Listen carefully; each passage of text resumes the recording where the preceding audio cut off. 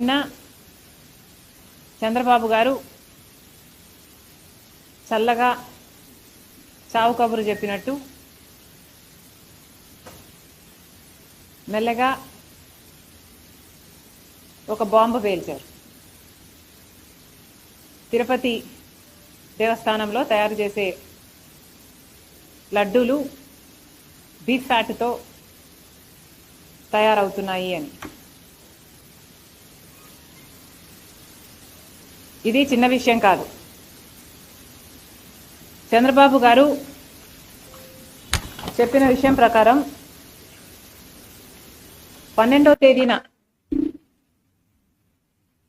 ఒక sample laddu sample తీసుకుంటే, అంటే చంద్రబాబు గారు అధికారంలోకి వచ్చిన రోజు, ప్రమాణ స్వీకారం చేసిన రోజు, ఈ సమయంలో జగన్మోహన్ రెడ్డి గారు ప్రభుత్వం ఎంపిక చేసిన కాంట్రాక్టరే ఇంకా సప్లై చేస్తున్నారు.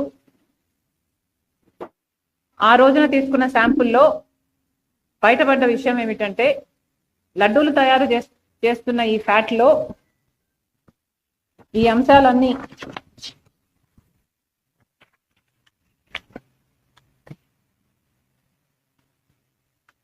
ఇవన్నీ ఉన్నాయని, soybean, sunflower, olive, rape seed, వీటితో పాటు బీఫ్ టాలో, ఫిష్ ఆయిల్ కూడా ఉన్నాయి అని.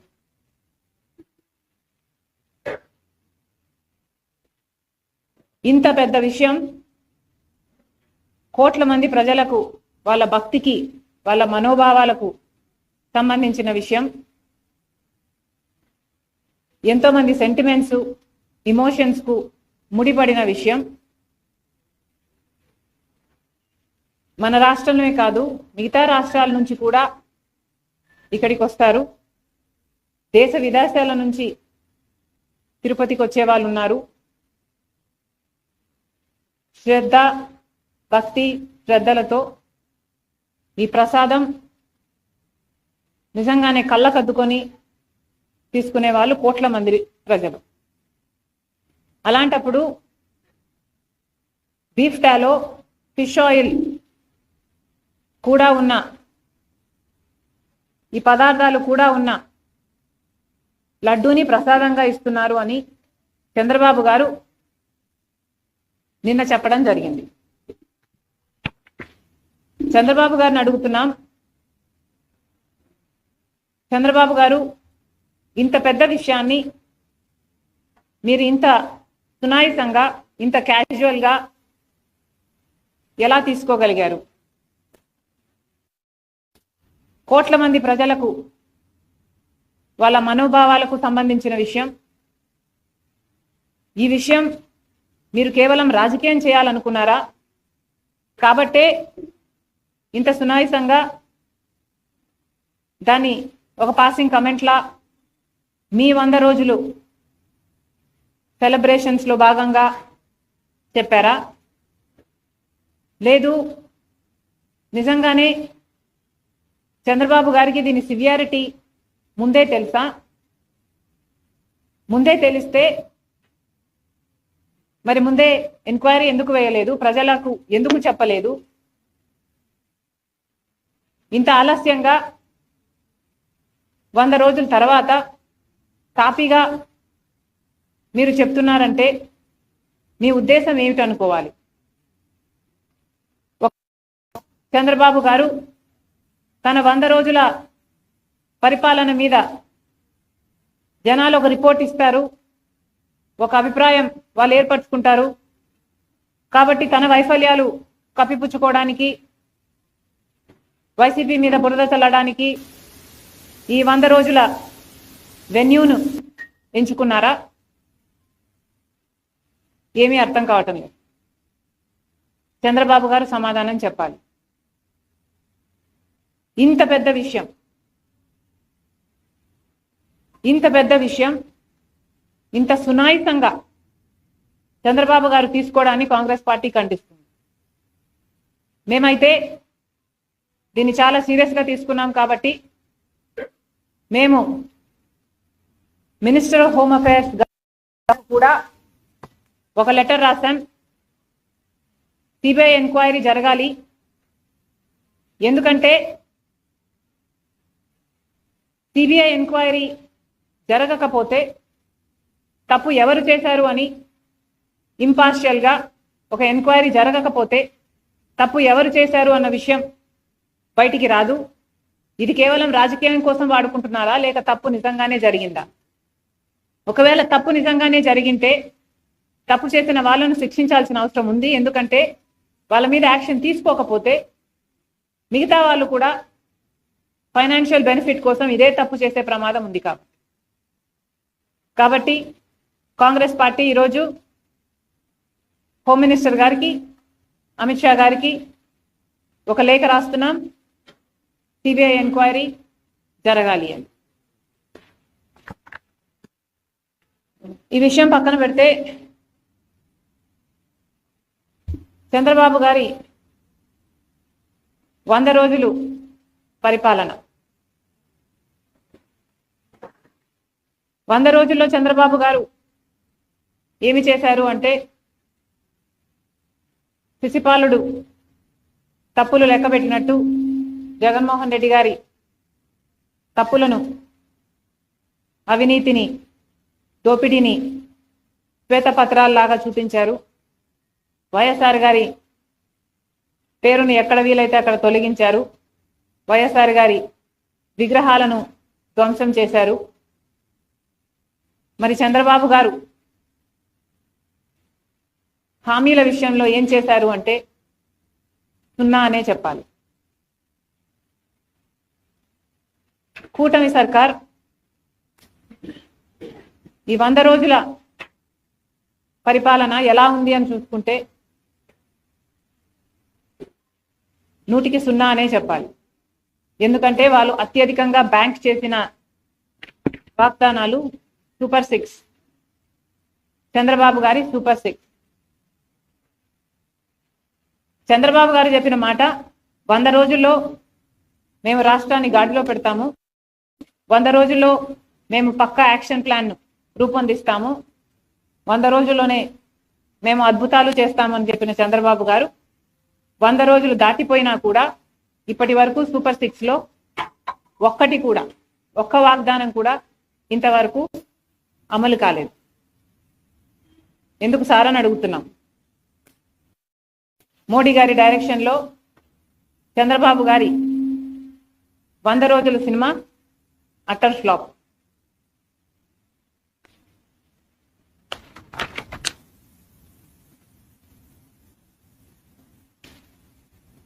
ఎవరు కూడా 100 రోజుల్లోనే అన్ని హామీలు అమలు చేయాలి అని మేము కూడా అనటం లేదు. కానీ ఒక మోసపూరిత ప్రభుత్వాన్ని దించి ఇంకో ప్రభుత్వాన్ని ప్రజలు ఎన్నుకున్నప్పుడు ఆ కొత్త ప్రభుత్వము వాళ్ళ పక్షాన నిలబడుతుందని ఎంతో ఆశగా ఓట్లేసినప్పుడు కనీసం మీరు ఇచ్చిన వాగ్దానాలలో ఒక్కటి కూడా నిలబెట్టుకోకపోవడం వెరీ డిసప్పాయింటింగ్. చంద్రబాబు గారి సూపర్ 6లో మొట్టమొదటిది రైతులకి 20,000 రూపాయలు ప్రతి ఏడాది ఇస్తామన్నారు. అన్నదాత సుఖీభవ అనుకుంటా దాని పేరు. మరి ఎంతో మంది రైతులు, కనీసం 50 లక్షల కుటుంబాలు ఈ పథకం కోసం ఇంకా ఎదురు చూస్తూనే ఉన్నారు. ఇటీవల వరదలు కూడా వచ్చాయి. చంద్రబాబు గారు చెప్పిన విషయం 7 లక్షల ఎకరాలలో నష్టం వాటిల్లింది, వాళ్ళందరికీ నష్టపరిహారం ఇస్తానన్నాడు. 17వ తేదీ లోపల అది విడుదల కూడా చేస్తానన్నాడు. ఆ 17 కాస్త దాటిపోయింది. ఇంతవరకు ఆ నష్టపరిహారమే ఇంకా ఇవ్వలేదు. ఇక సూపర్ 6లో చెప్పిన రైతులకి 20,000 రూపాయలు చంద్రబాబు గారు ఎప్పుడు ఇస్తారో ఇంతవరకు రైతులంతా ఎదురు చూస్తూనే ఉన్నారు. ఇది కాకుండా 20 లక్షల ఉద్యోగాలు ఇస్తామన్నాడు చంద్రబాబు గారు. 20 లక్షల ఉద్యోగాలు ఇవ్వలేకపోతే 3,000 రూపాయలు నిరుద్యోగ భృతి ఇస్తానన్నాడు చంద్రబాబు గారు. 20 లక్షల ఉద్యోగాలు 4 లక్షల చొప్పున 5 సంవత్సరాలలో పూర్తి చేస్తానన్నాడు చంద్రబాబు గారు. అంటే ఈ సంవత్సరం 4 లక్షల ఉద్యోగాలు చూపించాల్సింది చంద్రబాబు గారు. కానీ ఇచ్చింది 16,000 ఉద్యోగాలకు మాత్రమే. మిగతా ఉద్యోగాలు ఎలా ఇస్తున్నారు, దాని ప్రణాళిక ఏమిటి, కోచింగ్ల కోసం తయారయ్యే బిడ్డలు ఎంతో మంది ఉన్నారు, లక్షలలో ఈ బిడ్డలంతా ఎదురు చూస్తున్నారు వాళ్ళకు ఉద్యోగాలు వస్తాయి అని. లేకపోతే ఉద్యోగాలు రాకపోతే కనీసం 3,000 రూపాయలు నిరుద్యోగ భృతి మీరు ఇస్తామన్నారు. అది ఎప్పుడు ఇస్తారో దాని కార్యాచరణ ఏది ప్రకటించలేదు. మీరు గత టర్మ్ తీసుకున్న 2014లో చంద్రబాబు గారు ముఖ్యమంత్రి అయినప్పుడు 2,000 రూపాయలు నిరుద్యోగ భృతి అని అప్పుడు కూడా చెప్పారు. కానీ అది గాలి కొట్టుకోపోయింది. ఈసారి కూడా నిరుద్యోగ భృతి 3,000 రూపాయలని మీరు మేనిఫెస్టోలో చెప్పారు. ఇది కూడా కొట్టుకోపోతుందో ఏమో అని మా ఆందోళన. ఇది కాకుండా తల్లికి వందనం, అంతేనా, తల్లికి వందనం అనే స్కీమ్ కింద ప్రతి బిడ్డకు, తల్లికి ఎంతమంది బిడ్డలు ఉంటే అంతమంది బిడ్డలకు, చంద్రబాబు గారి మాటల్లో చెప్పాలంటే ఒకరైతే ఒకరికి, ఇద్దరైతే ఇద్దరికి, ముగ్గురైతే ముగ్గురికి, నలుగురైతే ఏకంగా 60,000 రూపాయలు అని చెప్పారు చంద్రబాబు గారు. మరి తల్లికి వందనం పథకం ఏమైంది? తల్లికి బిడ్డలకి పంగనామాలు పెట్టే కార్యక్రమం ఏమైనా చేస్తున్నారా? స్కూల్ ఫీజులు కట్టుకునే సమయం అయిపోయింది. మరి ఎప్పుడు చంద్రబాబు గారు దీన్ని అమలు చేస్తారో కళ్ళలో ఒత్తులేసుకొని బిడ్డలు తల్లులు ఎదురు చూస్తున్నారు. ఈ పథకం కూడా అమలు కాలేదు. ఇక ప్రతి మహిళకు 18 సంవత్సరాల నుంచి ఇంకొక పథకం, ఇది 4th మహాశక్తి పథకం కింద చంద్రబాబు గారు ప్రతి మహిళకు ప్రతి నెల, ప్రతి మహిళకు అంటే 18 సంవత్సరాల నుంచి 59 సంవత్సరాల వరకు ఈ ఏజ్ గ్రూప్లలో ఉన్న వాళ్ళకి 1,500 రూపాయలు ప్రతి నెల ఇస్తానన్నాడు చంద్రబాబు గారు. ఇది చాలా హెవీ బడ్జెట్ స్కీమ్. ఇంత 1,000 కోట్లో 1,500 కోట్లో ప్రతి నెల ఖర్చు అయ్యే స్కీమ్. ఇంత పెద్ద వాగ్దానం చంద్రబాబు గారు చాలా సులువుగా ఇచ్చారు. మరి ఇది అమలు చేసే చిత్తశుద్ధి చంద్రబాబు గారికి ఉందా లేదా, ఆ ఉద్దేశమైనా ఉందా, చంద్రబాబు గారు స్పష్టం చేయాలి. ప్రతి మహిళని నేను ఒక శక్తిగా చేస్తాను అని పెద్ద పెద్ద మాటలు చెప్పారు చంద్రబాబు గారు. ప్రతి మహిళకి ఈ 1,500 ఇస్తే ఆ మహిళకి భరోసా ఉంటుంది అని చెప్పిన వారు చంద్రబాబు గారు.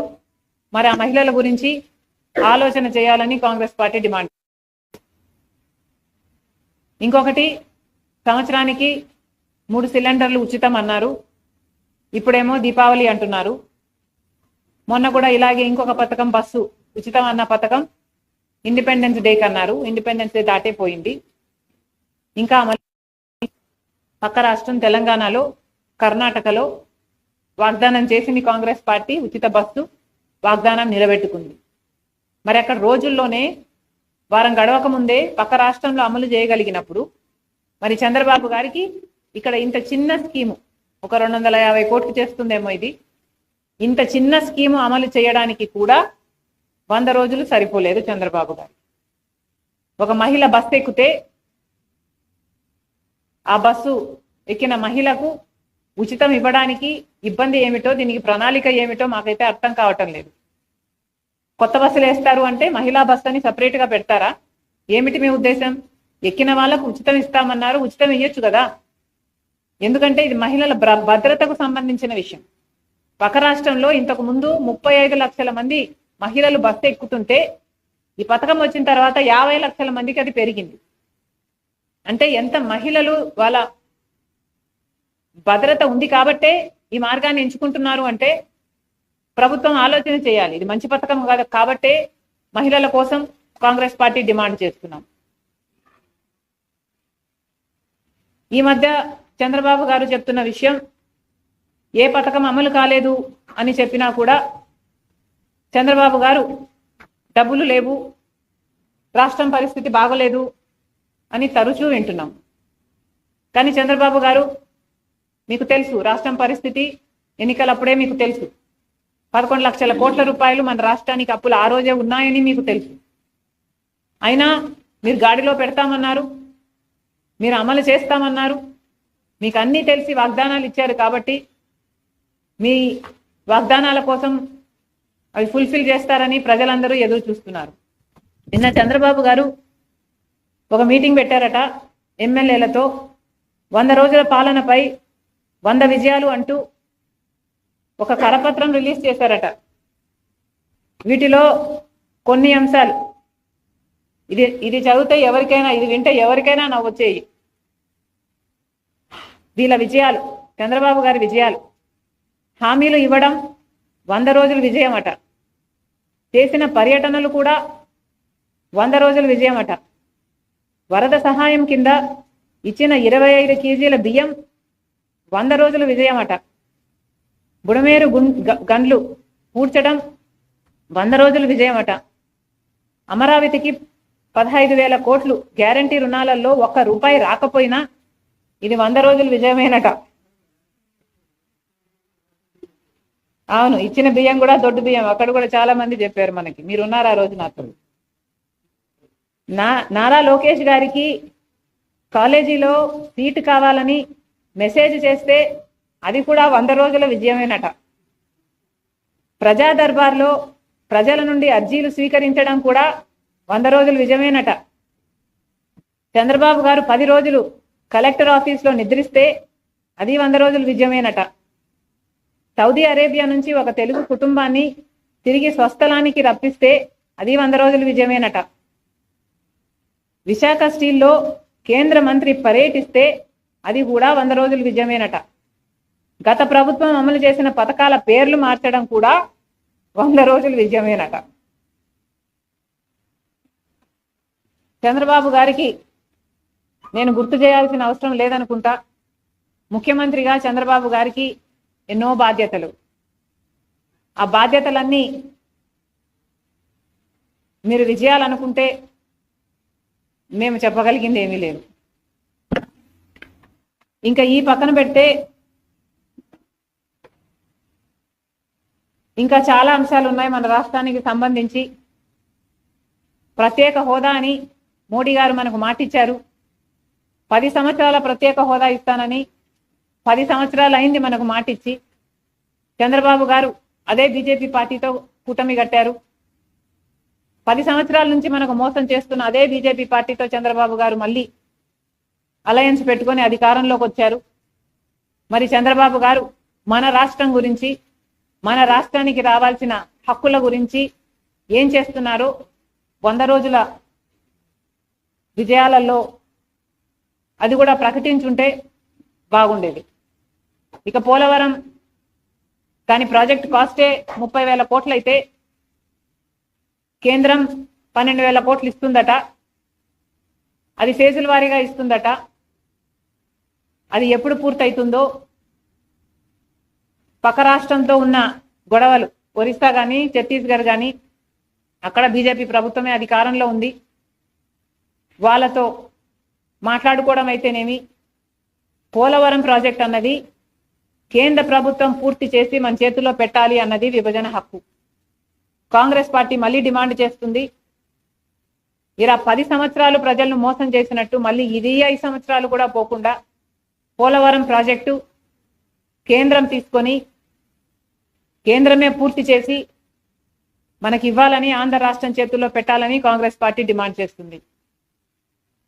విశాఖపట్నం స్టీలు తీసుకుంటే ఇంతవరకు కూడా విశాఖపట్నం స్టీలు ప్రైవేట్ కాదు అన్న నమ్మకం ప్రజలకైతేనేమి, అక్కడ ఎంప్లాయీస్కి అయితేనేమి ఇంతవరకు కలిగించలేకపోయింది చంద్రబాబు గారి కూటమి ప్రభుత్వం. వైజాగ్ స్టీల్కు సంబంధించి వాళ్ళకు ఆర్థికంగా చాలా ఇబ్బందులు ఉన్నాయి. జీతాలు ఇచ్చుకోవాలంటే కూడా సహాయం చేసే వాళ్ళు లేరు. జీతాలు ఇచ్చుకోవాలంటే కూడా మీ ల్యాండ్ ఉంది, మీరు అమ్ముకొని చేసుకోండి అంటున్నారు. ఎవరి కళ్ళైనా ఆ ల్యాండ్ మీదనే ఉన్నాయి. దాన్ని ప్రైవేటైజ్ చేస్తేనే బీజేపీకి నిద్ర పట్టేటట్టుంది. ఇలా వ్యవహరిస్తున్నారు. వైజాగ్ స్టీల్కు సంబంధించి చంద్రబాబు గారు క్లారిఫికేషన్ ఇవ్వాలి. వైజాగ్ స్టీల్ కి captive mine Congress party demand చేస్తుంది. ఇది చాలా ముఖ్యమైన అంశం. రాజశేఖర రెడ్డి గారు ముఖ్యమంత్రిగా ఉన్నప్పుడు అనంతపురం జిల్లాలో ట్రైపార్టీ అగ్రిమెంట్ కూడా జరిగింది క్యాప్టివ్ మైన్స్ కోసం వైజాగ్ స్టీల్ కి. కానీ ఇప్పటి వరకు దాని తర్వాత ఎవరు దాని మీద పని చేయలేదు. మళ్ళీ గుర్తు చేస్తున్నాం, క్యాప్టివ్ స్టీల్ అన్నది వైజాగ్ స్టీల్ కి చాలా అవసరం. ప్రైవేటైజ్ కావడానికి కాంగ్రెస్ పార్టీ ఒప్పుకోదు. ఇంకా మిగతా విషయాలు కూడా చాలా ఉన్నాయి. మెడికల్ కాలేజెస్, అసలు ఎవరైనా ఢిల్లీకి వెళ్ళి మాకు మెడికల్ కాలేజెస్ కావాలి, సీట్లు కావాలి అని అడిగే ప్రభుత్వాలను చూసాం. కానీ వచ్చిన సీట్లను, వచ్చిన పర్మిషన్లను మాకు వద్దు అన్న ముఖ్యమంత్రిని చంద్రబాబు గారిని చూస్తున్నాం. ఇప్పటికీ దాదాపు 2000 సీట్లు ఉన్నట్టున్నాయి మెడికల్ సీట్లు. మనకు ఈ కొత్త కాలేజ్ అన్ని కలిపితే 2500 సీట్లు యాడ్ అవుతాయి. కానీ చంద్రబాబు గారికి అవేవి కనిపించటం లేదు. చంద్రబాబు గారి ఇంట్రెస్ట్ వల్ల దీన్ని ప్రైవేటైజ్ చేయాలనా అన్న అనుమానం కూడా మాకు కలుగుతుంది. పక్క రాష్ట్రాలకు వెళ్ళి మీరు స్టడీ చేయండి అని చంద్రబాబు గారు చెప్పారు అంటే ఇక్కడ కూడా ఏ నారాయణకో ఏ గోవిందకో మెడికల్ కాలేజ్ అప్పచెప్పే ఆలోచన మీకుందా? కాంగ్రెస్ పార్టీ దీన్ని తీవ్రంగా వ్యతిరేకిస్తుంది. ఇంకా వాలంటీర్లకు సంబంధించి 2,60,60,000 మంది వాలంటీర్లను జగన్మోహన్ రెడ్డి గారి ప్రభుత్వం ఎంప్లాయ్ చేస్తే వారందరికీ చంద్రబాబు గారు మేనిఫెస్టోలో కూడా చేశారు. ఎన్నికలప్పుడు హామీ ఇస్తూ మేనిఫెస్టోలో కూడా మీరెవరూ ఆందోళన చెందాల్సిన అవసరం లేదు, మీ ఉద్యోగాలు ఎక్కడికి పోవు, నేను భద్రత కల్పిస్తా, మీ శాలరీ కూడా 5,000 నుంచి 10,000కు చేస్తాను అని చంద్రబాబు గారు వాళ్లకు మేనిఫెస్టోలో సైతం పెట్టడం జరిగింది. మరి అలాంటప్పుడు మొన్న జరిగిన కేబినెట్ మీటింగ్ లో దాని గురించి నెగటివ్ గానే మీ మంత్రులు రియాక్ట్ అయ్యారు. మరి మీ ఉద్దేశం ఏమిటనుకోవాలి? మీరిచ్చిన మేనిఫెస్టోలోనే మీరు వాగ్దానం చేసి కూడా మీరు నిలబెట్టుకోకపోతే మిమ్మల్ని ఎలా గౌరవించాలి? చంద్రబాబు గారు దీన్ని మళ్ళీ ఆలోచన చేయాలి, వాళ్ళందరికీ భద్రత కల్పించాలి అని కాంగ్రెస్ పార్టీ డిమాండ్ చేస్తుంది. ఇంకా శాండ్ ఉచితం అన్నారు, ఉచిత శాండ్లో ఉచితం పోయింది. మరి చంద్రబాబు గారు సమాధానం చెప్పాలి. ఇక చంద్రబాబు గారు 100 రోజులు నిన్న సెలబ్రేట్ చేసుకుంటూ పేపర్లలో చూస్తే ఇది కూడా వచ్చింది, క్వార్టర్ 99కి అంట. 100 రోజుల్లో ఏం సాధించారు సార్ అంటే క్వార్టర్ 99కేనట.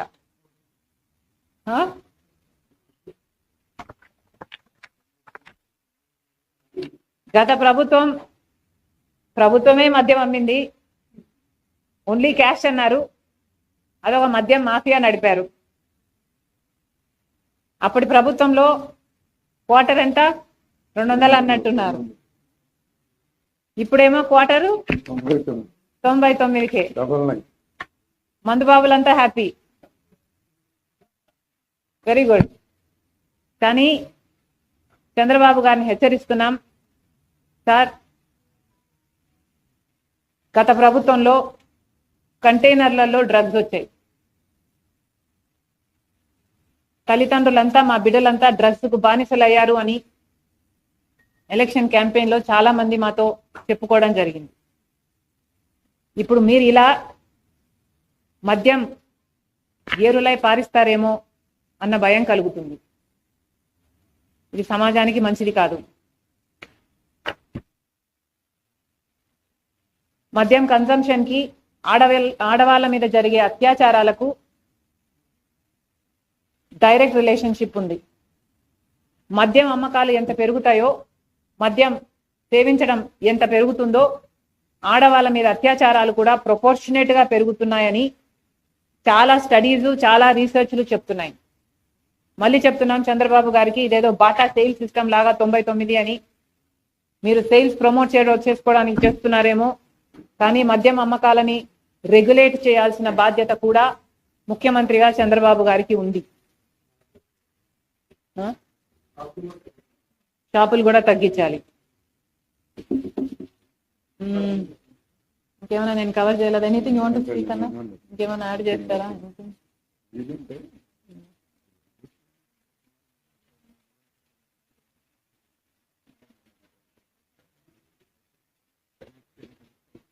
ఈ లడ్డూలకు సంబంధించి ఇది కోట్ల మంది ప్రజల మనోభావాలకు సంబంధించిన విషయం కాబట్టి మేము ఇక్కడ గవర్నర్లు కలిసే ప్రయత్నం కూడా చేస్తాం. ఎందుకంటే దీని మీద సిబిఐ ఎంక్వైరీ జరగడం చాలా అవసరం. అంతేకాదు లోకల్గా తిరుపతిలో ఉన్న కాంగ్రెస్ పార్టీకి సంబంధించిన డిసిసి మా నాయకులు కూడా కలిసి అక్కడ కూడా పోలీసు ఉన్నత అధికారులకు కలెక్టర్కు కూడా ఈ నివేదిక ఇస్తారు. ప్రజలకు భరోసా కలిగించే విషయంలో ప్రభుత్వాలు వెనకడుగు వేయకూడదు. మళ్ళీ చెప్తున్నాం, చంద్రబాబు గారు ఇది చాలా సీరియస్గా తీసుకోవాల్సిన విషయం. Anything else? థ్యాంక్ యూ మా.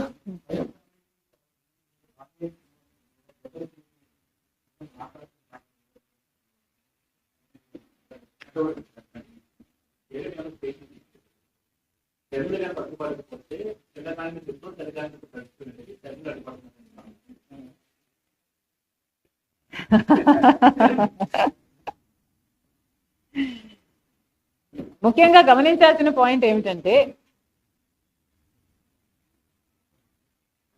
వైసీపీ పార్టీ విశ్వసనీయత కోల్పోయింది. 5 సంవత్సరాలే అధికారంలో ఉన్నారు.